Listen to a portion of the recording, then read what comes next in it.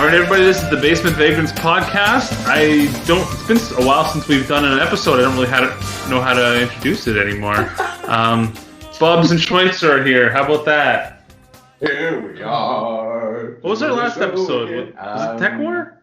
It was Tech War. Oh my god. Oh wow, he's fried my brain. Out of us. Like I've overdosed on tech. The bar is low, kids. Well, you see, that episode was just so good. We thought, we briefly considered not doing the show anymore because we figured we hit our peak and it would never get better than that. No. I haven't heard any feedback from that episode, which means I'm guessing nobody listened to it, and I don't blame them. Well, we got that big endorsement tweet from William Shatner, which was totally real. That's right. I forgot. The Shat himself promoted it. Hashtag Rocket Man. This time we're going away from terrible TV sci-fi shows from the 90s, and we're going to some pretty high-quality action films from the 80s. We're going to continue our jaunt through the James Bond franchise, and we're going to talk about 1987's The Living Daylights, starring in his first role as James Bond, the great Timothy Dalton. Mm-hmm. And so, with no further ado, might as well just get started. I do have to apologize. I almost showed up an hour late for this because I was on the Living Daylight savings time, so... Okay. You know what? This is Find a real shot sound effect and you know what? First off, can I talk about the backstory to this film? Because it was not originally supposed to be Timothy Dalton in the role of 007. Okay, we're gonna stop. It was supposed to be Pierce Brosnan. Mm-hmm. He was, at this time, they were thinking, all right, Roger Moore has said that he doesn't want to do this anymore. Even though this movie was written with Roger Moore in mind, they decided, let's look for a new Bond. And so they announced that, hey, we are seriously considering Pierce Brosnan, who at that time was on the NBC series Remington Steele. Mm-hmm. But Remington Steele at that time was about to be canceled. But when they heard that, this series has got the next James Bond, they decided to renew it, which extended Pierce's contract, so he wasn't able to get out of it. And unfortunately, since he was tied up, they offered it to Timothy Dalton, who was offered the role 16 years ago, back in 1971. Around what movie was that? Diamonds Are Forever. Oh, wow, that was pretty far back. Yeah. That was a Connery film. Yeah, Timothy Dalton turned it down because he thought, I'm way too young. James Bond is supposed to be an older guy. But now that he was older, he accepted the role. And in my own view of Dalton, he's kind of like a precursor to what we would get in Daniel Craig. But we'll get into that as the movie goes along. Yeah, for sure. So the movie... Oh, yeah. The movie opens aboard a plane, above Gibraltar. It seems that this is a little training mission where 3 members of the 00 section have been, they're going to be tested to see if they can penetrate the radar installation of Gibraltar, even though the SAS are on full alert for them. Now, I noticed, M's there, and he's giving his little briefing. It's like, this is a matter of pride for me that the 00 section has been chosen. And I'm like, why did you need your desk there? Yeah, that's kind of a Roger Moore era thing. Like in in the Living Daylights, I think they have like a impromptu queue base set up in like the Great Pyramids, and M's got his desk in there and stuff. That seems like a holdover from the Moore era. Yeah, didn't they do one on a submarine too? Yeah. Yeah. It's almost like an Inspector Gadget type thing, like where the chief shows up coming out of a trash can or out of like an air raid siren or something like that. M's always got his desk. Well, that's kind of where it seemed like the Bond series was going for me for a little while with the end of the Roger Moore era. I was like, is this franchise starting to become a parody of itself? To the point where, in some aspects, I think it was. I'm kind of glad they after the next movie they took a break and drastically changed the way things felt and looked, and I think they desperately needed that.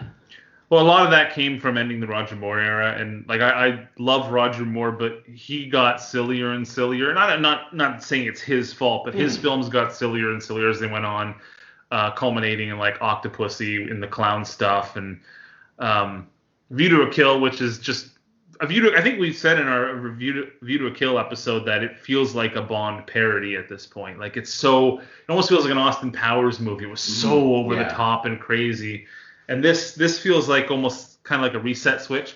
And like Schweitzer said, I think you can tie Dalton's films or Dalton's portrayal of Bond closely related to Daniel Craig's. And when he took over the franchise, that was a big reset for the tone of the franchise as well. And I think Timothy Dalton's movies were the same. It feels like they're like, all right, let's scale it back. Let's stop being goofy.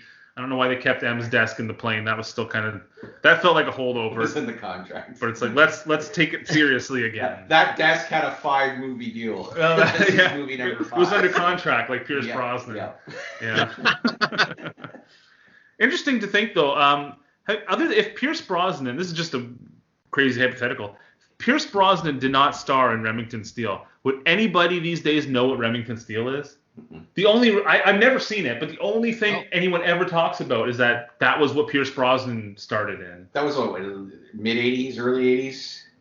Well, it would have to be mid 80s because Living Daylights is 87. I know of because that's my era of childhood TV. I know of the show, but I don't recall ever watching it or know anything about it. And honestly, until he was in the James Bond franchise, I didn't even know he was on that show. Like, it's kind of like Roger Moore in The Saint. Would anyone know who The Saint is if it wasn't Roger Moore in it? Right. Yeah. I don't think it was one of those memorable shows from the 80s, like The A-Team and Miami Vice and things like that. Knight Rider or whatever. Yeah, for sure. So there are 3 agents who are jumping down, and one of them immediately his parachute gets tangled in a tree. And he's immediately caught and captured. This agent is supposed to resemble Roger Moore, apparently. And really? Yeah, that was a trick initially because they said apparently they wanted the other 2 agents aside from Bond. They wanted one to resemble Roger Moore, who the first one did, and it's like I don't see it at all. And the second one, the one who goes climbing up the side of the mountain, he was to resemble George Lazenby, and I could see that. Why? Just a nod to just past kind Bonds? of throw people off a bit, like, hey, who's the new Bond? But it's like, well, I think Timothy Dalton was kind of a recognizable actor at that time. So, are they trying to play into the theory that the multiple Bond theory, maybe? They could have been. This is the new Bond. These are the old Bonds. Maybe that they were. Maybe their original intention was those are actually supposed to be those Bonds, and this is Timothy Dalton, the new Bond. He's better than the old ones. I have no clue. What's going to be next? Like Bond goes like the Marvel movies, and it's like multiverse, and that's why there's so many Bonds. We're just watching different layers of the multiverse. Well, that's always been the multiple Bond theory. Has always been like a fan theory where every actor who portrays it, like the 007 James Bond is like a code name that a new agent gets, and that's been debunked many times. I'm pretty sure the Broccolis themselves had said that that's not what it is. Well, I get them wanting to do that. They're trying to bring a little logic and continuity to the franchise, but it's just not. Yeah, don't even try it. Don't even try it. A series that has women named Pussy Galore and Octopussy. It's like, come on, you're not gonna get that. Yeah. Oh well. So we see that there's somebody else who's observing the team as they make their way. And as one of the 00 agents is climbing up, he cuts the guy's rope, and the 00 agent falls to his death. And here we get our first glance of Timothy Dalton as Bond watching one of his coworkers fall to his death. And like, well, that's kind of weird. We could get our first glamour shot of Timothy Dalton and his glorious chin. that chin, man. Is a chin. It's like it's one of the most recognizable chins. As far other than Bruce Campbell and Robert Zadar, Jay Leno, yeah, I could tell Timothy Dalton's chin from a mile away. That's my superpower. That's my X-Men superpower. I could tell specifically Timothy Dalton's chin. I can recognize it at 1,000 yards. I didn't make the team. So Bond goes to investigate, and he finds a few more dead SAS agents, and then we see he's easily scared by a monkey. Yeah, this really weird monkey jump scare that comes out of nowhere. Bond movie, like what? And it made no sense. I don't know. And where were they supposed to be again, Schweitzer? Gibraltar. Gibraltar. Are there monkeys in Gibraltar? I don't know. Sure. I don't know. It's really weird. Just there's a monkey out of nowhere, and then you never see a monkey again for the entire movie. Yeah. It's just okay. That was very bizarre. The monkey show up again. Does he? Either way, so Bond notices this assassin trying to escape, and he chases after him, jumps onto his Jeep, and this is a strange sort of chase because even though Bond's technically got the guy, he's still got to get in and try to fight the guy. Yeah, he's in like a Jeep with like a canvas roof on it. Yeah, Did you like the rock and roll cover of the James Bond theme? Yes, I did. I thought it was kind of catchy. Awesome. At first, I was like rolling my eyes, like, oh, it's the 80s. We have to have like a synth rock cover of the Bond theme, and then I'm like, that's kind of nice. I actually kind of like this. I didn't mind it. This is the last James Bond movie to be scored by John Barry as well. Oh, was it? Yeah, I read that. Who scored it ever since the beginning? So. Wow. Yep. So, basically, Bond gets into the car. What I like about his brief fight with the guy is that it's very close quarters, and it's not glamorous in any way. It's just, like, all right, I'm just going to like claw at your face and try to distract you from driving, or I'm going to try to get control. And we do see more of the monkeys. They're ducking out of the way as this Jeep is driving through a little marketplace. And after a while, it goes off a cliff. Bond, he kicks out one of the windows to get some airflow. He pulls his parachute, and the Jeep blows up because there were some explosives on board. And as the assassin made his way through the checkpoint, one of the guards shot off his machine gun and set off some of the explosives. Mm-hmm.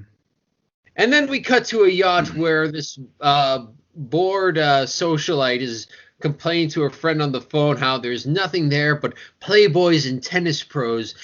And she laments that if only I could find a real man, when suddenly who should land but James Bond himself? He just looks at her and says, I need to use your phone, grabs it and says, she'll call you back. Yeah. That was a little tongue in cheek, but they didn't go too far with it. I like that moment. I like how Dalton's first instinct is like, I got to call base. Like, he didn't immediately try to bang her like Sean Connery would. He's like, okay, let me call MI6 and then we'll get down to it. It's not a Bond movie unless he's banging some broad on a boat. Yes, absolutely. Well, this when I was watching the movie this time, I kept thinking, how would they have done it if this was Roger Moore? So if this was Roger Moore, after he dropped down, he would have said, hello, darling, do you mind if I drop in? Yeah. He would have done that. Yeah, exactly. Now, and as he was falling, there would have been like a slide whistle. and then when he hits the roof, it'd go boing. No. That's basically where we were at that point. What? The boing sound would have been when he saw the girl. Oh, right, yeah. Then it turned to the camera, big wink. Yeah. Here I go again. So, we hear Dalton when I think this is the only time we ever hear him say Bond, James Bond, and it sounds kind of rushed. It's like Bond, James Bond, and it's just like, not the energy that we're used to from like Connery, Moore, or even Lazenby, unfortunately. But he's tired and sore from the huge chase. It really, to borrow a wrestling term, it really sells the previous fight scene. So I kind of like that. Yeah, no. It just shows like Dalton's Bond is down to business. But then once he sees the girl, it's kind of like, you know what, boss, I'll be there in 2 hours. Just like Craig's Bond, again, he feels pain and he gets tired and he feels like he sells the action better. Whereas like Connery or Moore, they were just always 100% composed and rarely ever showed any kind of weakness. So. Yeah, I like that aspect of Dalton. So we cut to the opening credits. And what did you think of the theme "The Living Daylights" by Aha? Now, personally, this was no take on me. I like the theme a lot. I like the song. I always judge these songs as songs and as Bond themes. I think as a song, it's pretty good. As a Bond theme, it's also pretty good. And I like the opening. It's done by Maurice Binder again, who's done most of the Bond openings, and it feels very much like the old style Connery openings, just mostly shots of women holding guns in different colors and stuff like that. And it's not that memorable, the opening sequence, but it's good. I like the shot at the end of the woman coming out of the martini glass. I thought that was pretty cool. So yeah, I like the opening. It's not the most memorable one ever. It's not groundbreaking, but it's solid.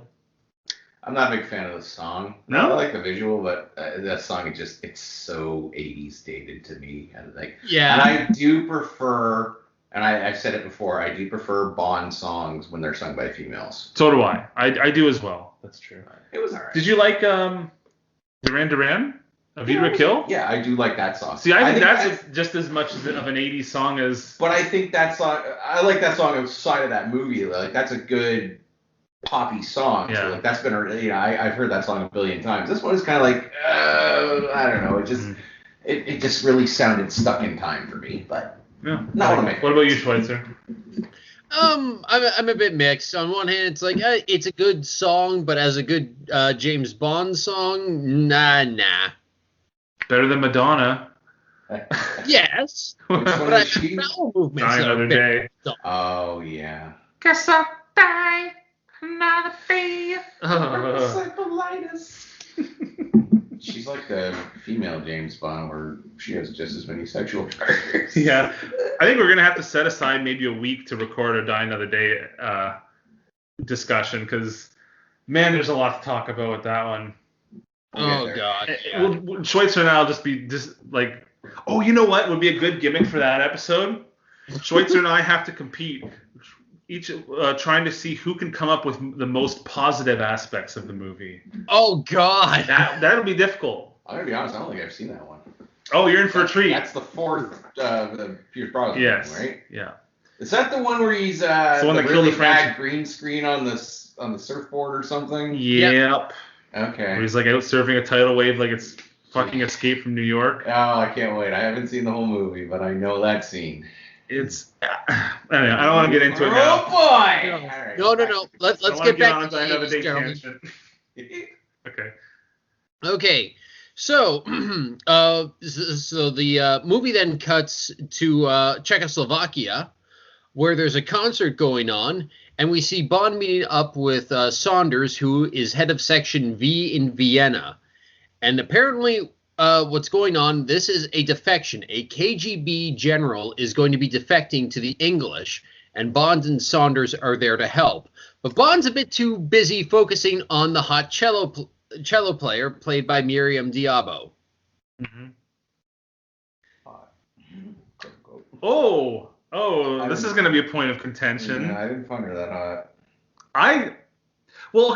I think she's very beautiful. This movie, maybe more than any movie, does not show off her figure at all. Mm-hmm. Like in all the other Bond movies, there's usually at least one scene where the Bond girl is wearing like something skimpy or a beautiful ball, like gown or something.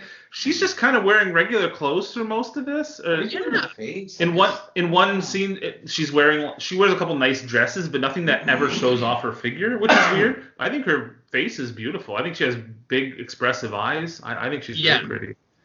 Yeah, no. But I thought it was weird. There's no gratuitous like body shots of her at all. She's very, very down to earth. Maybe that was their intention. Maybe it's like we're gonna scale it back a little on the TNA. I don't know. Clean it up, boys. Yeah. Well, not only that, but we're going to find out that she's actually a bit useful. She's not a complete dummy. She's not willing to be a damsel in distress.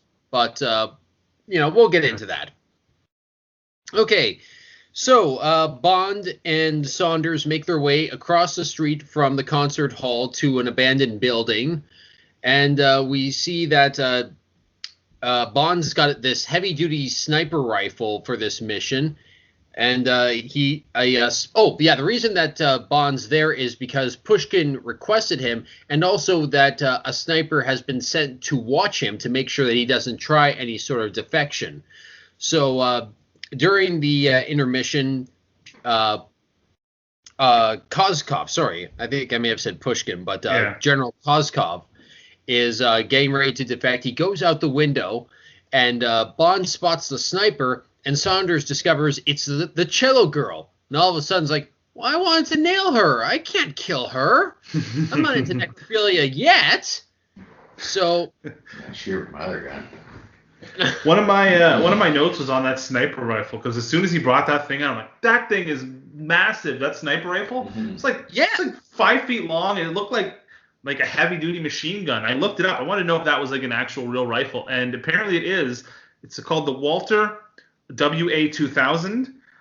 It was what's called a bullpup sniper rifle. It was produced in the 70s, and the only notable thing about it was that it was so expensive that only 176 were ever made. Wow. And it's one of the rarest among gun collectors. It's one of the rarest sniper rifles there is, because apparently it was just so expensive, nobody wanted it. So, but that thing, it's freaking massive. It's got a giant scope, and it looked like it had like a scope on the side or like a barrel on the side or something. Like, that was a pretty freaking huge gun just for shooting one guy in an alleyway. It just looks like a gun you kind of going to use in like a battlefield, like trying to get a guy like a mile away. No kidding. Like, it was a little bit overkill. Maybe the Walther company was desperately trying to sell this horribly expensive sniper rifle they produced that nobody wanted. Yeah. And Walther is the company that makes Bond's iconic pistol, so maybe they had a contract with them where they're showcasing their new product or whatever. It's weird to think that there's product placement for guns, but now maybe there was. Yeah. God bless America. Or a movie that was shot in England. Yeah. One thing I wanted to note about the gun was that it's so heavy that like after Bond picks it up, like he kind of like looks at it and then he says to Saunders, "Bring the chair," because like he needs that to sit on. It's that heavy that even though he's got it resting on the balcony, he still needs some support to carry that thing. And another point where it's like, okay, now this was Roger Moore. There's a point where they're getting set up and Bond says it's going to take him 10 seconds to reach us. And at this point, he's almost growling. He says, "Plenty of time for a sniper to make strawberry jam of him."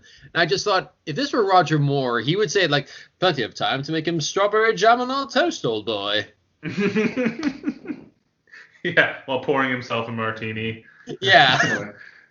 And we see also that Saunders... Saints preserve us. Don't welch us on this bet. We see that Saunders, even though he is prepared for this mission, Kozkov was the guy who contacted him, letting him know that he wanted to defect. He also requested that Bond be a part of this mission because he was under the impression that Bond's the best. Saunders doesn't even know how to operate a pair of infrared goggles. Like you see him, he's like fixing the lens, and Bond just has to reach over and like do a little twist, like there you go. So Bond sees that it's the cello girl who's about to make the shot, and Saunders is saying, "Fire, shoot her, what are you waiting for?" Bond turns on a little laser scope thing and shoots the gun. He misses deliberately. Mm-hmm. But nonetheless, the defection is a bit successful, and we see Cello Girl escaping as KGB authorities start showing up looking for Kozkov. And Bond decides he's going to do a different escape route from what Saunders had planned. He takes him to the Trans-Siberian Pipeline, where we meet a woman who, again, you can tell this movie was made for Roger Moore because the size of this woman's boobs. It's like, come on. She's a big lady to begin with, and I recognized her from somewhere, but I didn't know where. She is. You guys remember The Fifth Element? In the scene where the general goes to Bruce Willis's apartment? She's the big girl with the buns on her hair. Oh, doesn't she have like weird teeth or something? Yeah, she's got weird teeth. In that scene where they get shoved in the refrigerator or whatever, that's her. Okay. So, that's where you've known her from if you've seen her before. So basically, they put him in a little cleaning unit to clean out the pipe, and that's how they're going to smuggle him across the border to the west. Now, I noticed this was something that became clear to me and keeps happening as the movie goes on. This Koskov guy, he's a KGB general, but he's really a coward. Yeah, but we'll see why that is later on. Yes, But yeah, he's a bit of a ninny. Yeah, to say the least. Okay, so they get him across the west, and Q's there waiting for him. Of all people, it's kind of like, oh, and he's like, "Welcome to Austria." And at one point, they get Koskov aboard this jet. We see Q starting to take some pills of some kind. And I was kind of like, what's going on? Because what you want if you're extricating a Russian general who's defecting, you want the person receiving him on the other end to be an 85-year-old man who can barely walk up a flight of stairs without having to take his nitrogen tablets or his nitro tablets. Like, because that's why he takes the pill. Is you see him climbing upstairs and like just barely making it because Desmond Llewellyn is old as fuck. Although he'd be the least likely person you suspect of doing that, so I suppose so. I guess. Very true. So at the border, the KGB are searching for Koskov. Nobody can find him, but we do hear him go across in the pipe. Bond picks up Saunders, and Saunders is a bit disappointed that things didn't exactly go according to his plan, but Bond's like, you know what? He's still defected, and this is still a victory for you. But Saunders is unimpressed with Bond's antics, and he's going to report to M that Bond deliberately missed because his orders were to kill the sniper. But Bond's like, no, to hell with my orders. I only kill professionals. That girl didn't know one end of the rifle from the other. And he tells Saunders at one point, go ahead, tell him what you want. If he fires me, I'll thank him for it. Which is kind of like, I couldn't see Roger Moore saying that. I couldn't. Why did Bond changed the plan to extricate Koskov for no reason, right? Like there was Saunders' plan to get him out of there. They didn't even attempt it. Bond's like, we'll just do it my way, just disobeying orders for no reason. Yeah, well, maybe because he didn't trust the other guy. Because he didn't trust Saunders, maybe. Yeah. Saunders seemed a bit too bookish, in my opinion.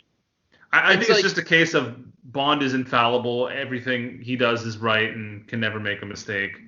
And to be fair, how the hell did Bond know? How did they get all this set up without Saunders even knowing about the pipeline stuff? Yeah. It's so how did Q get there? The jets. Yeah. And there were those people there. Yeah, Q was there waiting for him. So I guess he was in on this. Q was in on the totally disobeying orders from MI6. I don't know if Bond was. Again, this is all. What happens is Bond gets to the alley and he asks Saunders, where is he? And Saunders says, in the trunk. And Bond says, that's the first place they'd look. And Saunders is protesting, my escape plan. And Bond just says, scrub it. It's so wait, was the plan just to get from one point to the pipeline? We don't know. But it doesn't really matter. This is to show the badassery of Bond, the English ingenuity, I suppose, of using the pipeline, and just you know what, Saunders still gets the victory. So after Bond says if he fires me, I'll thank him for it. We get to the reason this movie is called The Living Daylights, and Bond just says, whoever she was, I must have scared the living daylights out of her. Because the film's working title, The Living Shit, just wouldn't fly past the censors. I thought that was the working title for Die Another Day. Oh, no, that's what I call it. Yeah, exactly. That's what we all call it. Is there a Bond movie where they don't reference the title in it? There must be. Gosh. Love, maybe? No, because Bond writes that on the postcard to Money. Right. Yeah. I Love Me? Yeah. I don't know. Whenever they do that, it always feels cheesy, and this one seems pretty. This was very that's it. That's why it's called this. I guess. Was this based off of a closest one? Was this based off of a Fleming novel? Do you know? Yes. It was. Okay. Yes, it was. So that's why it was called this, because it was the book name. And basically, it's it follows the same plot as this defection story. Bond sent to kill a sniper, and he sees like, oh no, it's this hot chick, and he doesn't. And that's pretty much. It's a short story. Okay. Yeah, most of them are. Well, I don't want to say most of them, but a lot of them are. So next time we see Bond, he's at the headquarters, Universal Exports. We see that the general's defected safely, but Bond's trying to figure out who was the sniper. And Q is going through a list of KGB assassins. One is I didn't get the name, but this is a familiar form of execution that we'll see in GoldenEye. She strangles people via her legs or thighs. Yeah, it's a precursor to Xenia on the top. I noticed exactly. That. Yeah. And it's here that we also meet the new Moneypenny. Oh, yeah. Yes, played by Caroline Bliss. Yes. Yeah, Very attractive Moneypenny, in my opinion. Very much so, but a forgettable one. Like, unfortunately. Is she in License to Kill as well? She is in License to Kill, but like her scene is just like a minute. Yeah, she doesn't have, and it's weird to say she doesn't have a lot to do because Moneypenny never has a lot to do, but she doesn't really have any. I don't think she has a lot of chemistry with Timothy Dalton in those scenes. No. She's really thirsty for him, but they don't have a lot of playful back and forth like Lois Maxwell had. I always forget. When I saw her, I'm like, oh yeah, there was a new Moneypenny during the Dalton era. I totally forgot because she's just kind of nothing, unfortunately. But yeah, very pretty. Very pretty. And speaking of Lois Maxwell, there was almost a point where she was going to be the new M. That would be weird. That would be weird. Now, if you say it's M and it's just played by Lois Maxwell, it's not actually Moneypenny, it would be weird. But it would also make no sense if Moneypenny was promoted to M. Right. That would make even less sense. So either way you do it, that would have been a bad idea. It was something that Lois Maxwell just threw out as a joke when they told her, look, like, just because we're changing Bonds, we think it's time for just a new cast. And she said, well, what if you make me the new M? They thought about it, but it came down to, no, we don't think we could see James Bond taking orders from a woman. And like, did they actually say that, or is that just assumed what the reason was? I think that's what it was assumed. I'd have to read that portion of Maxwell's biography again. And then 2 movies later, they bring in Judi Dench. Yeah, is that what Lois Maxwell said? Like, she just assumed that's why, not because M's secretary getting promoted to his job makes no sense. I think it might be a bit apocryphal, in all honesty. It's possible that it happened, but it was still the 80s. I know. Could have been true. Maybe. Either way, so there's they go through the list of assassins. Another one is a child impersonator who kills people with exploding teddy bears. But why are these people in the movie?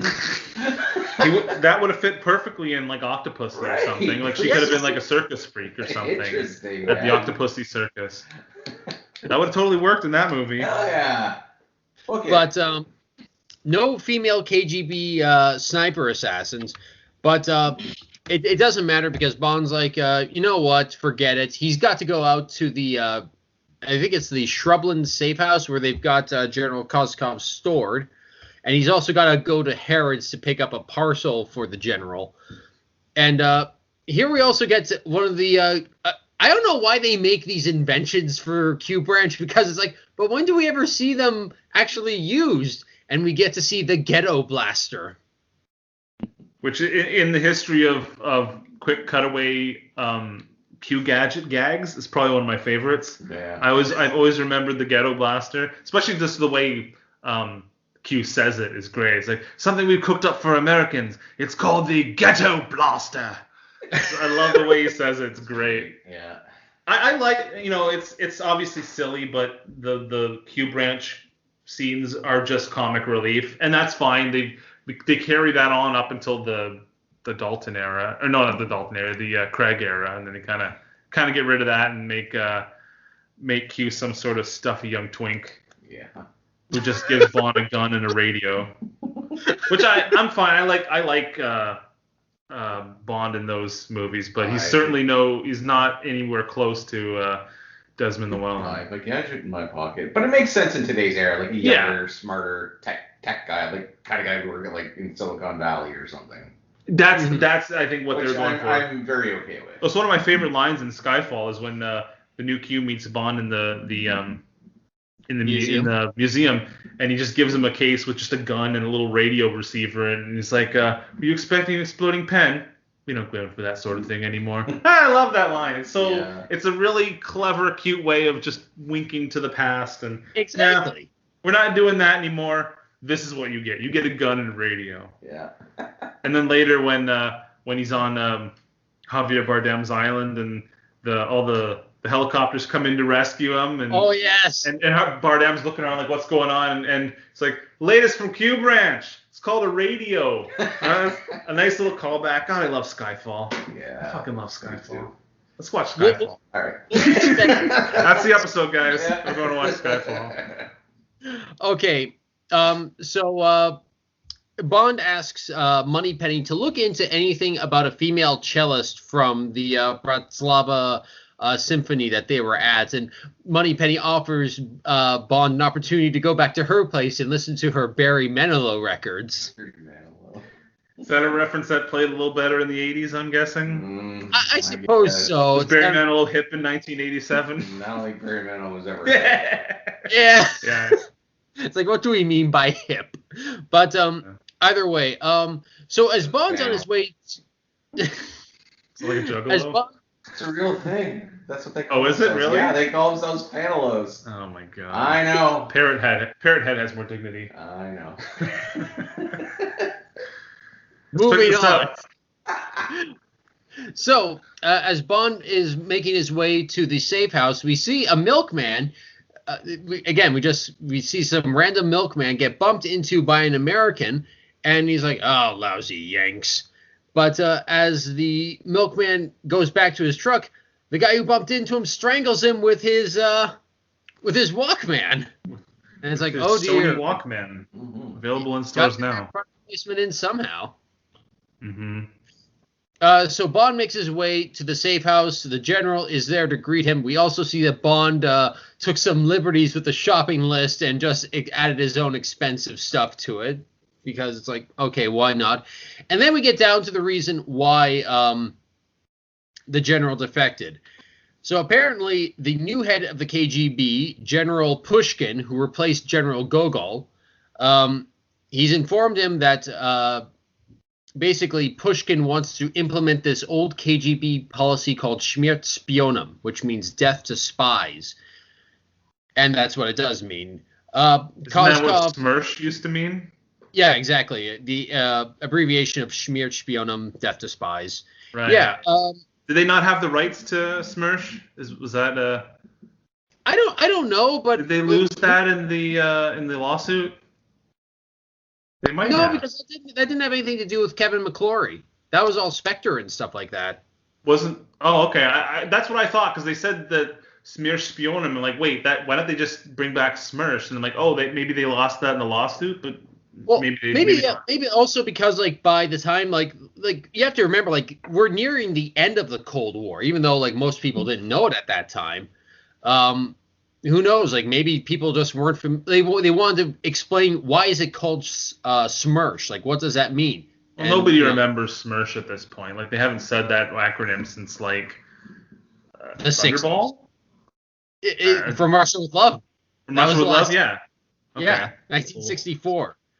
So, basically, Kozkov says, basically Pushkin wants to target a whole bunch of international agents. This is something that could lead to nuclear war unless I don't know why, but again, we are trying to, they almost want to emphasize how weird Kozkov is, because he talks like, unless Pushkin can be, how you say, put away.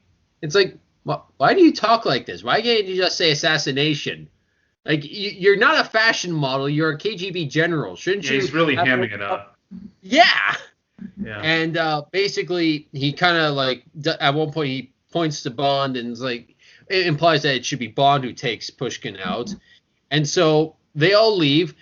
The assassin, the milkman assassin, who we will later learn his name is Necros, after Bond and M and the Minister of Defense leave, he breaks into the safe house. He has this brutal fight with one of the security guards, and I was actually surprised at how brutal it was, because we see the guard gets his face pushed onto a hot grill. Yeah, like they are like smashing each other, like they're. And this is the weird thing. The security guard. Oh, it is a good fight, but this is the weird thing. The security guard, like when he sees Necros disposing of a body, he says "Green 4 to base," and the guy on the other end is like "Green 4, please come in, Green 4, Green 4." I mean, all the while this fight's going on, it's like "Green 4, can you hear me? Green 4." It's like, why don't you just send some other security guards? Like, put people on alert. Like, hold on, like we've had a communication breakdown, something's happened. Go on alert of some kind. I don't know. It's just like, it's just a bit weird. Bubs is falling asleep. I'm sorry. I kind of thought everybody had fallen asleep at this point. But so Necros he brings along his milk, because what we don't know is that he's got exploding milk hands. Right. Again, very silly. Very silly. And again, you got to remember, this movie was made for Roger Moore. I haven't seen Judd's that explosive since the last time I went to the strip bar. Thank you, Dave Coulier. Out. So the KGB, more or less, they come under the guise of a helicopter, medical helicopter. They abduct Kozkov, and that's it. They've taken him back less than 48 hours after he defected, and everybody's pissed off. 2 dead, 2 are in hospital, and it's theorized that Kozkov's already dead if he's not back in Moscow by now. And they've also got to deal with this Pushkin matter. And unfortunately, this is the last time we see Sir Frederick Grey, Minister of Defense, because, as he puts it, I must be off meeting with the PM this afternoon. And we've got to remember, this was 1987. He was meeting with Margaret Thatcher, so chances are he was going to die. Is this the last time we see that character in Bond? That is the last time we see that character. Oh, well, not very memorable. He's just kind of there. He's just kind of there as another like MI6 administrator type. Yeah. Just Basil Exposition. Basil Exposition, yeah, pretty much. I always forget his name and the actor who played him. He's pretty forgettable. So Bond is given the assignment, and he says he's told by M that the assassination warrant has been issued. But Bond seems a bit skeptical about this mission. He finds that he says this plot or killing of agents seems rather far-fetched, but he doesn't believe that Pushkin is psychotic. But M says, hey, I didn't think he was psychotic until today either. And then he shows Bond what was found near the murdered 00 agent's body. 004, who was killed in Gibraltar, they found a tag next to him that read Schmiert Spionum. So it's kind of like, oh, yeah. So that kind of plays into what was going on in the opening scene, because at that point it hadn't even been referenced. Yeah, and I'd forgotten about it at that point. Yeah, it almost kind of seems like, oh yeah, that did happen, because sometimes that does happen. Like the opening scene has nothing to do, or the pre-title scene has nothing to do with the latter with the rest of the movie. Mm-hmm. I'll say it now. I found the plot in this movie to be kind of hard to follow. There's a lot of like defecting, like fake defecting, and double crosses and triple crosses, and you never sure, a lot of, you don't know where people's loyalties lie, and I found it a little bit hard to follow, and I think most Bond movies are a little bit hard to follow, but this one I felt to be one of the more confusing ones. I had to sit there and think of like, okay, so Kozlov was lying about, was pretending that Pushkin was doing this in order to convince Bond to kill him, and he was lying to Kara, and it took a long time to get it set in my mind. I think I kind of understand it now, but this one was tough for me. What did you think, Bubs? Yeah, I was kind of all over the map on this one too until we got near the end of it. Yeah, a little hard to follow. By no means do I dislike this movie, but I'll admit it is kind of like, okay, so this is because of this, and this person's playing against this person, so this will happen, and these people are connected to this brotherhood of whatever. It's kind of like, oh my gosh, simplicity, please, next time. Mm-hmm. And then you get Joe Don Baker in the mix and Opium. Oh and my it just God. gets really, really kind of confusing. Oh, Mitchell, please. Anyway, so Bond's been Bond's kind of like we go back to M's office. Sorry, he wants to follow up on the sniper, for instance, and Bond and M's like, oh, you know what? Maybe I'm not going to have you do this mission because you jeopardized everything to avoid shooting a beautiful girl. And Bond's like, no, it wasn't because she was beautiful. My instincts told me that she wasn't a real sniper. And once again, let's be honest. If that was a guy and he could tell he wasn't a trained sniper, he would have killed him. Yes, no question, he would have blown that fucker away. Yeah. He had a hard spot for her. Oh yeah. And M at one point suggests, you know what, Bond, why don't you take a fortnight's leave? I'll get 008 to take this mission because he follows orders, not instinct. And Bond's like, no. I'll do it. I'll kill you just to show how much, or I'll kill Pushkin just to show you how much of a man I am. And then we get to Q Branch, and we get our gadgets for the movie. First of all, we've got a new Aston Martin, which, okay, granted, he doesn't really tell Bond what it does. We get to see that later on, but I gotta say, I like the new car. It's nice. I don't know. Didn't do anything for me. I thought it was a little bit forgettable. I don't even remember what it looks like. I know it's black, but I'm not a car guy. I don't know much about cars. No, neither do I. But it still didn't stand out to nice. We also get the main gadget of this movie, Bond's keyring finder. Now, it can be armed and it can dispense knockout gas by whistling Rule Britannia. And it's got keys that can open 90% of the world's locks. And if you want to set off the detonation charge inside it, you have to give off a wolf whistle, which is. Does he ever use that? Does he ever use the lock pick? Yes. Yes, he does when they're in the Afghan jail. But he has the key ring. He takes the guard's key ring to open the cell. He doesn't need the lock. Oh. He doesn't need the. I suppose. I just don't remember him actually using the key that opens 90% of the world's locks. You think that'd be a very, very useful thing for a spy to have. But I don't think he ever uses it. No. But we do get to see a chair that eats people. Oh, come on. That is a funny gag. Sit down and make yourself comfortable. And then it's like, so what do you do after that with a guy? It's like... Yeah. And then we find that Money Penny, sorry, I almost called her Money Pound. Money Penny has found out details about the sniper, Kara Malovi, who was, they say she was injured, and Bond's going to track her down in Bratislava. So he finds her on a bus, and as he's about to talk to her, the bus is stopped, and she's pulled off the bus, and she's taken in for questioning by none other than General Pushkin himself. It's like, what is going on? The great John Rhys Davies. Oh, God. That guy can play any character from any nationality, and you'll believe it. Yeah, well, it's partly because I don't even know what his nationality is. I thought he was Scottish. Is he Scottish? I don't know. Like, he plays Arabs, he plays Russians, he plays everybody. But I love John Rhys Davies. Oh, yeah. It's always fun to see him in something. He's great. So Bond gets a hold of Kara's cello case, and inside is the sniper rifle that she used that night.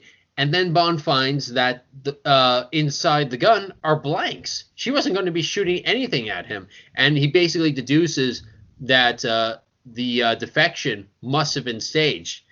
He goes back to Kara's released. She goes back to her apartment, finds it trashed, and Bond meets her there, he doesn't explain that he's a British agent, but he explains that he knows what's going on. He says that your gun was loaded with blanks to make the British believe that his defection was real. And she believes that he's a friend of Kozkov's, and he says, hey, we've got to go to Vienna to find him, and we can reunite you two. So they make their way out of the apartment, even though she's being monitored by the KGB. They use the old disguise the cello. They don't. They take her cello. They use her sniper rifle case as cover, disguise that in a phone booth, and that somehow fools the KGB. It's kind of like, no wonder you guys lost the Cold War. Look, it's a cello with a wig. But Kara makes a big deal about, oh my gosh, my cello. I left it at the conservatory. And Bond's like, I'll just buy you a new one in Vienna. And she's insistent, like, we have to go get it. And Bond's like, we've got 10 minutes. Well, it's funny. It's like, we've got 10 minutes if we're lucky before they figure out what's going on. And she's like, I just get my cello. No way. And then smash cut to, they're at the conservatory. Bond's waiting in the car. Do you know what it reminded me of? Remember that scene in towards the end of Goodfellas there where they're running the cocaine and the girl wanted her hat? Yeah. Yeah. I'm not going without my hat. It's my lucky hat. I don't ever get on a plane without my hat. I just couldn't help but think if that was Sean Connery in the car. He just sort of backhanded her. Fuck you. Your cello stays in the conservatory, bitch. That's right. You would have put up with that shit for more than a second. Yeah. Now, again, this for Roger Moore, be like, oh, all right, we'll go to the conservatory, darling, but you have to give me Roadhead. Yeah. I'm sticking your bow somewhere. So, no, but we're going to see this actually pays off, them getting the cello. But Bond also scolds her and says, why couldn't you play the violin? Mm-hmm. And so then we start the car chase. Bond uses his radio to pick up the police channel and just brushes it off as an atmospheric anomaly. And he's got a lot of really bad lines in this car chase. Yeah. But she's she's Kozkov's girlfriend or something, right? Yeah. She's used to being around a spy all the time. Well, Kozkov's a general. Okay. Kozkov's a general. Okay, but she's in that world. I know what you mean. She's in that world. This should not be a big shock to her. Like, she should not be falling for that shit. She's like, holy fuck, this guy's obviously a spy with his shit. She's probably been around KGB people before. Right. So, yeah. Yeah. But basically, Bond uses...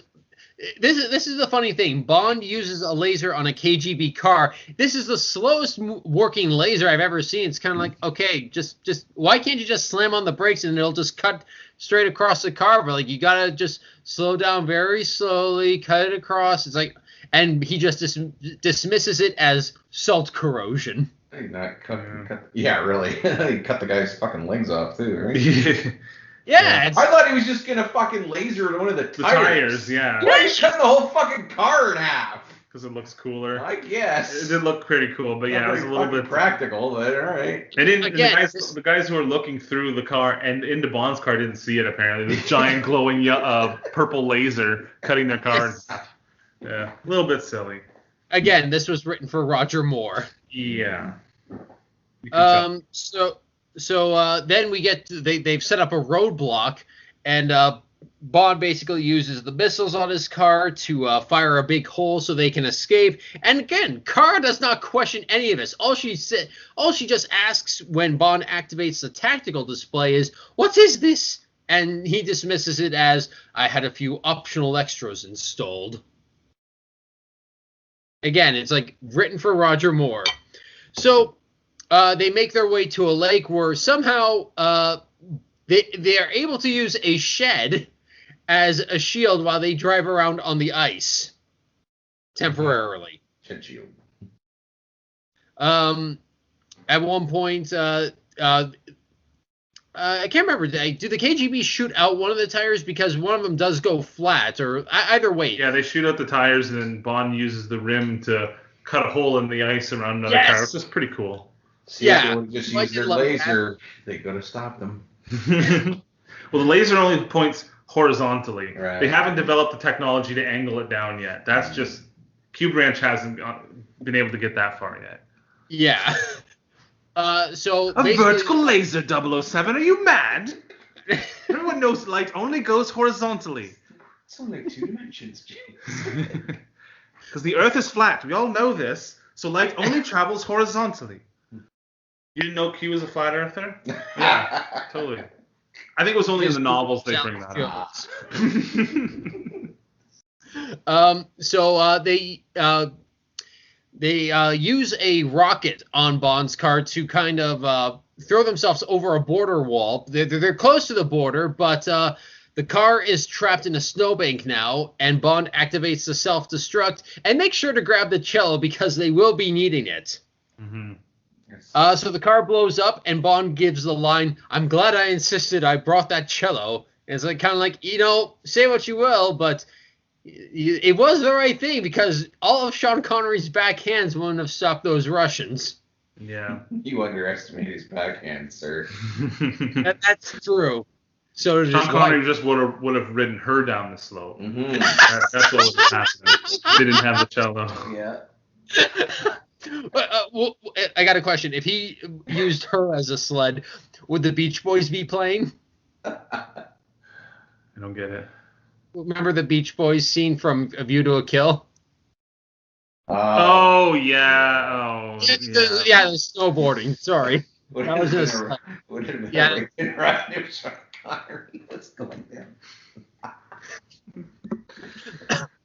So they use the case, they use the cello case as a sled and literally ride down the hill to make it to the border. All the while the KGB are chasing them on skis, and at one point there is a casualty though. The cello takes a bullet, and I don't know why I just couldn't help but remember this scene from the Three Stooges. Larry screaming, "Oh, my Stradivarius, my beautiful Stradivarius!" She doesn't seem too phased that her priceless Stradivarius cello has a bullet hole in it. And even at the end of the movie when she's playing it, the bullet hole is still in it, which I would guess probably would change the sound of it. I'm no musical expert, but I'm guessing that would alter the pitch or tone a little bit. But she never seems phased. Whatever. It's a fucking Strad. Who cares? Yeah, it's not like it's worth anything. Yeah. So they make their way across the border somehow, and then we cut to Tangier, where Pushkin is meeting with an arms dealer by the name of Brad Whitaker, played by the great thespian Sir Jodan Baker. Of Mitchell fame. Yes. Mitchell and what else? What was his name in Walking Tall? Buford T. Pusser. Buford Pusser. Yes. From Walking Tall. What a name. I know. Great. Who's still alive. I checked it out. He's alive at 85, so good for him. Oh, hey, maybe he'll be in the next Bond movie when it's released in 2025.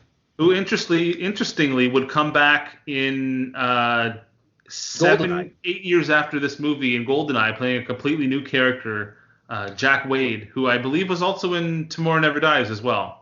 Mm-hmm. So Jodan Baker came back to play another recurring character, interestingly. And I think that's just because they found him asleep on set, and it's kind of like, what can we get out of him? Yeah. He lives there now.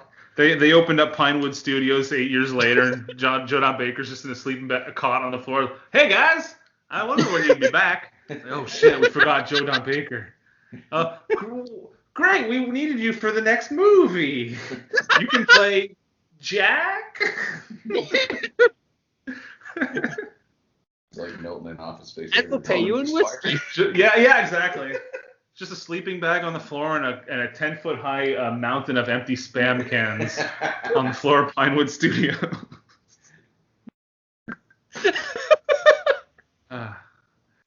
I hate to do this, Schweitzer, but we want to let's get this done before 7 o'clock if we can. Yeah. Okay. Sorry. So they meet with Pushkin meets with Brad Whitaker and is informing him that he is canceling his arms deal with the KGB. And Whitaker has this weird museum. He's got all these historical figures, military figures like Hitler, Attila the Hun, but they also all have the face of Whitaker. Yeah. Like, which I can't help wondering, where is the Hitler Joe Don Baker statue now? I want to know who owns that. That would be a great movie prop to own. Joe Don Baker as Hitler. That would be great. And you know what? Okay, it's established that this character Whitaker, he's like obsessed with war. He's like a general or something. He's like an army guy, and he's obsessed with war. He has like his own like war museum, and he has all these great historical generals and stuff that look like him. But it's like, do you really count Hitler among them? I mean, I know he was a military leader, I guess, but like, I wouldn't count. It's weird to count him with like, Attila the Hun or Napoleon or Wellington. Yeah, it's just weird. He wasn't really the military strategist. No, it was his generals that did most of it. He just said, "I want this," and they went out and got it for him, basically. But maybe it's just because we're closer to the era of Hitler that it still seems a bit weird to us, and maybe someone born, back in Attila the Hun's age would think the same way about him. But it's like, okay, Attila the Hun, Napoleon, General Lee, okay, Hitler? They're all losers. Yeah, true. Well, they're all horrible, horrible people. Yes. But I don't know. Hitler was just a little bit of a step in the weird direction to me. But whatever. So, basically, Pushkin is Pushkin says he's canceling the deal. Joe Don Baker, we have ammunition at least. Okay, good. Yeah. Pushkin says, you know what? This deal between the KGB and you, we're not dealing with you. The order is canceled. And he implies, like, I don't know what you and Georgy Koskov are scheming, but it's over. I promise you. And so as they get to Vienna, Bond, once again, this is the first time in many years that we hear they get into a hotel that Bond's familiar with. He gets a bedroom, but doesn't get his usual suite. He says, "Not tonight, Hans. I'll need something with a second bedroom." So this Bond, again, down to business. If this was Roger Moore, he would just be like, "My usual suite, Hans, and bring the roofies up at 7:00 if you please." This Bond is woke already. Yeah. Roofies shaken, not stirred. Yeah. No, but there we go. We hear That's Bond. Why shaken, not stirred. It dissolves the pill quicker. That's why. We figured it out after all these years. There you go. But no, it speaks to Dalton. Not only is he's more down to business, but like it's almost like he's kind of respecting her. Like he knows, even though I think he still suspects Kozlov of being a traitor at this point, he still respects that. Like, I just met this girl that's Kozlov's girlfriend. Now he is trying to get information out of her, but if it was any other Bond, he'd be trying to bang her immediately. So it's a little bit more respectful, this Dalton character. Yeah. But this is the first time in many years we hear Bond say shaken, not stirred. True. Yeah. And although I just said that about Timothy Dalton, we will see how he treats General Pushkin's wife later, which is a little bit... Yes, again, going back to maybe I should recant on that statement. Yeah. Go cold turkey. Gotta get a little sexual assault in there. Just a little, the tiny. You gotta have at least a blip on the rapometer. So he gets in contact with. Hey, if you guys want to finish this by 7. So yeah, he gets go ahead. Saunders, and basically he says yes.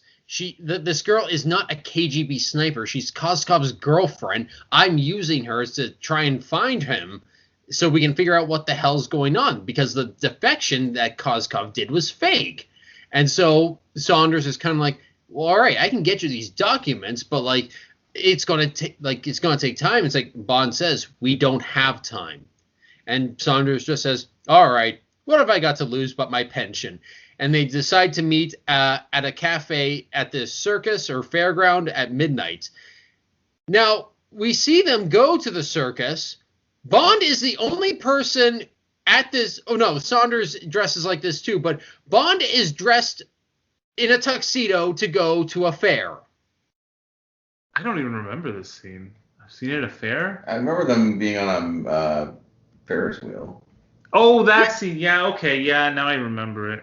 Yeah. Yeah, Well, he's it's like a little carnival overformal. or like I don't know what it is, but they're at these fairgrounds. Bond's like they're playing shooting games and like they're playing bumper cars, and it's like, why are you wearing a tuxedo? Do you not have any casual clothing? Bond's never owned a T-shirt in his life. No. I It's feel like like it's like the Naked Gun bit where he slips into something more comfortable. It's like a nicer. Oh yeah. So he meets up with Saunders, and they say like, okay, I was able to trace Koskov, like it basically to Tangier with Brad Whitaker, and it's like, like Koskov and Whitaker are working together, but Necros, the assassin, he's watching them, and he's planted something on the door, like an explosive charge. So basically, as Saunders is leaving, the door like closes in on him, kills him instantly. And we see a balloon float by that says Schmiert Spionum on him. Bond crushes it and almost shoots a woman and her son because he just sees them holding a balloon. And he's really pissed off that Saunders died, and like he didn't even really like the guy that much. I don't think. But it's like he did grow to respect him because it's like he was able to convince him, like, look, she's not a KGB sniper, and Saunders got him all that information that he needed. Even though, like, it's like, I won't be able to clear this with headquarters. And he's telling him, I can't wait. And Saunders just like, okay, go for it. So it's kind of like, either way, it's another, you have to remember, this is a Cold War that's going on. Even if we don't know everything that's going on in it. I do think, I don't want to spend too much time on this, but killing the guy with, like, a hydraulically powered, like, moving door... Like, when did he set that up? How did he know Saunders is going to be walking through that door?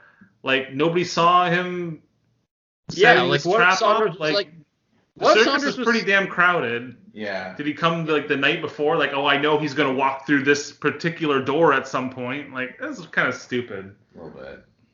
It could have shot him. What if Saunders wanted to stay behind and nail the waitress in the walk-in fridge? I don't know. Like they show Bond like playing like a shooting game, like a shoot the targets game. They could have worked that in maybe. Like, I don't know. Like he's walking by and then he just turns the gun slightly and shoots Saunders. Yeah, of all the things you could have done something to somebody at the circus, a fucking hydraulic door is not one of them. There's so many possibilities. Like maybe they're playing, maybe the Necros, the assassin's playing the game where like they're throwing darts at balloons. Yeah. Well, he brings one dart, it's got like poison on it. Yeah. And when Saunders walks by, he throws it at him, it sticks in his arm, and he dies. Mm-hmm. A door? Yeah. That's really weird. Like, would that even kill you? Well, it did him. What's that? It killed Saunders. So I know, but like. I've never seen it would like hit a him in the sliding shoulder. Door go that fast that Yeah. it hit you hard enough to kill you. It would have to, like it didn't chop his head off or whatever. It would have hit him like in the side. It's just a really dumb way to kill somebody.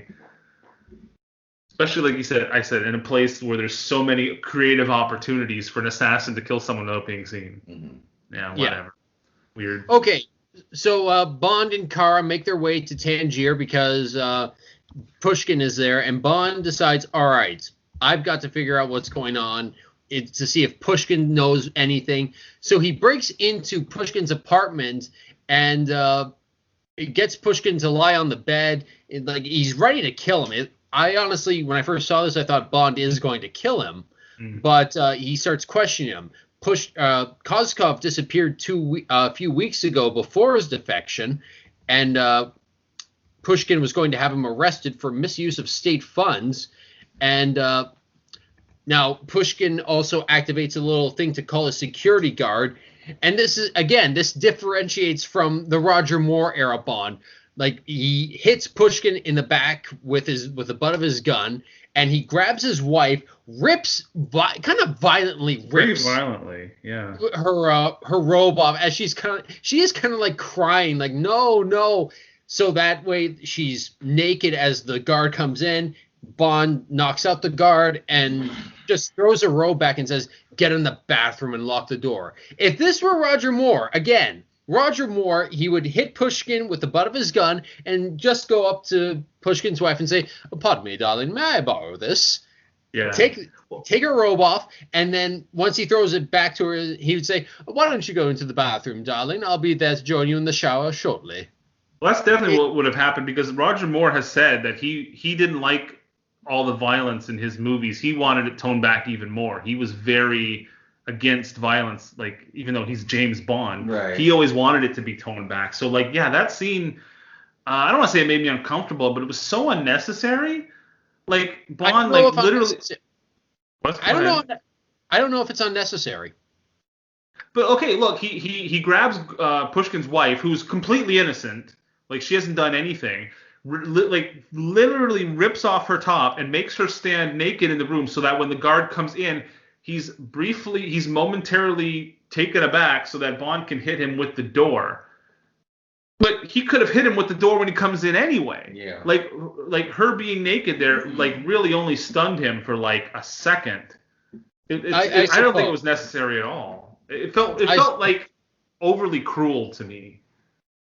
Well, especially again, since he's been more respectful and restrained with Miriam Dabo. So yeah, I don't know. It was I thought it was a little bit tasteless.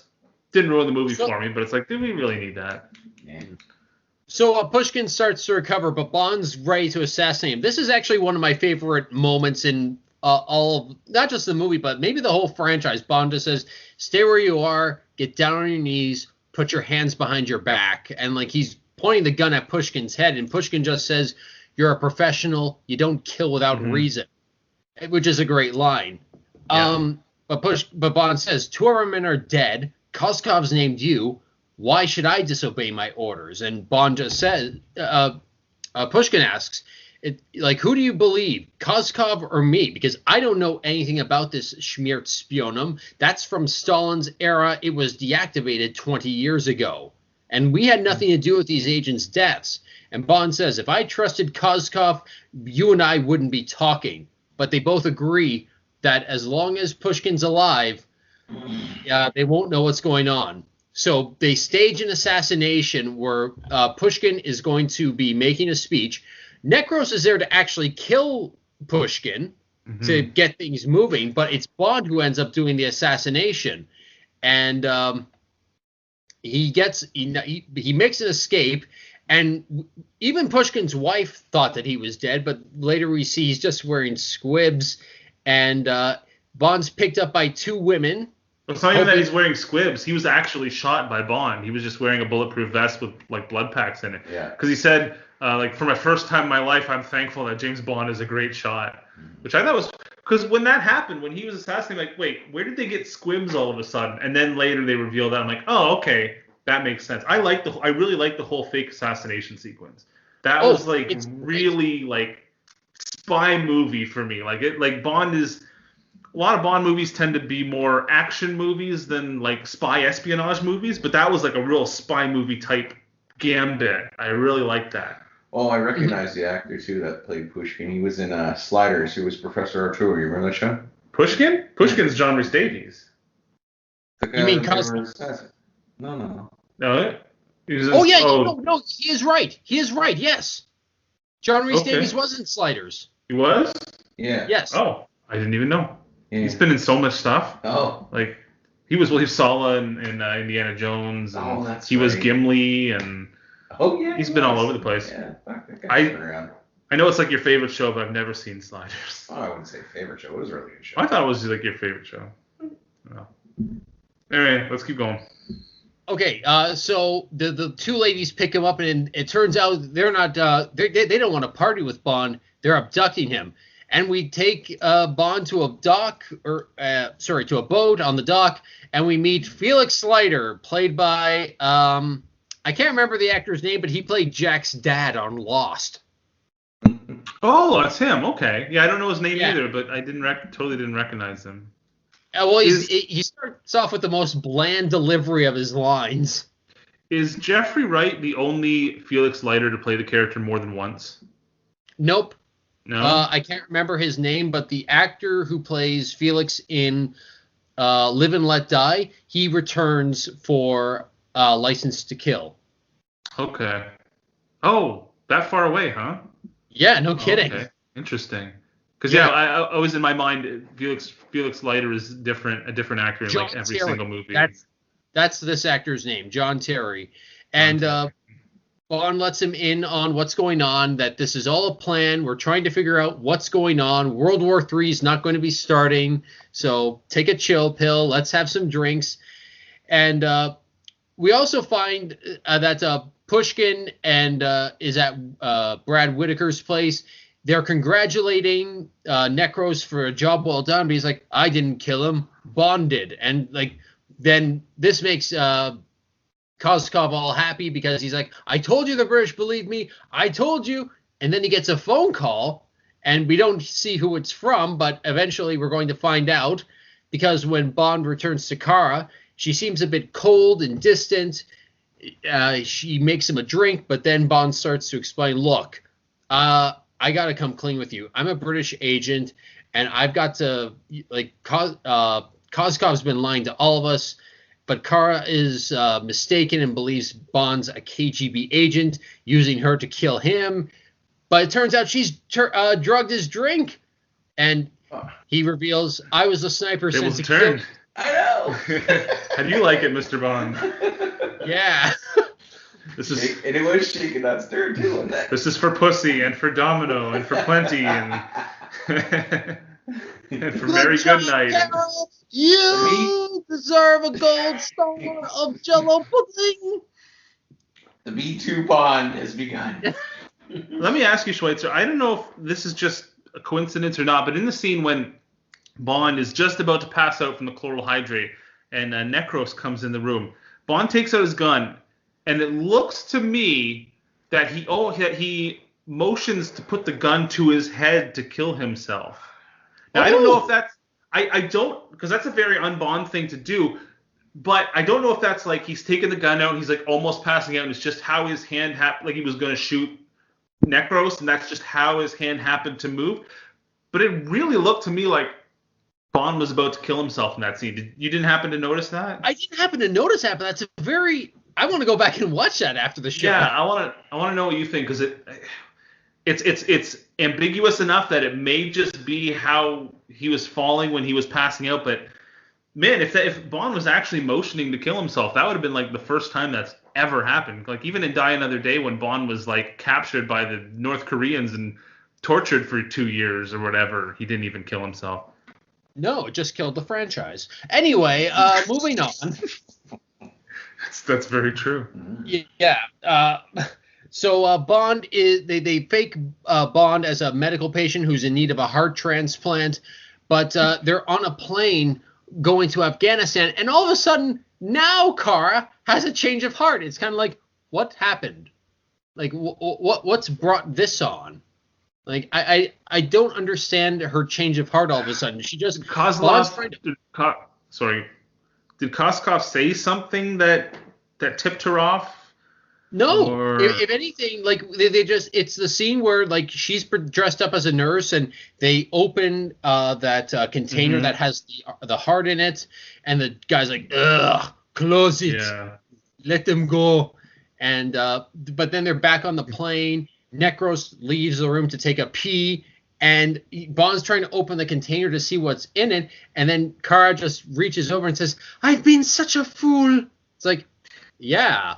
Yeah, I guess I just kind of assumed that maybe seeing the whole thing where they were bringing Bond onto the plane with the artificial heart, like maybe that like tipped her off, like, oh, maybe Koskov's kind of doing some weird shit here. But then again, you have to remember, this just occurred to me. Bond, like, he rips her shirt and shows, like, you got this mark from when the rifle was shot out of your arms. How did you know? And he says, I was the one sent to kill you. And then he passes out, and she asks, why didn't you? And maybe that's what prompted her. It's like, wait a minute, this guy was good enough not to kill me when I was being set up to be killed. Could be. That's what it was. Yeah, you're probably right. Yes. I forgot about that. It just felt a little sudden, but yeah, that is true. That was probably stewing in her mind the entire time when they were loading him onto the plane. Yeah. So it turns out inside the heart, like, there are diamonds hidden in the ice, and Bond needs to get his keyring finder. so maybe they can get out of this. They land in Afghanistan, where you have to remember the Soviets had invaded, and the Honorable Mujahideen, who would never do anything bad after this. Yep. Those We're saintly fighting bunch of lads. We're fighting a valiant and noble struggle against the Soviets. Mm-hmm.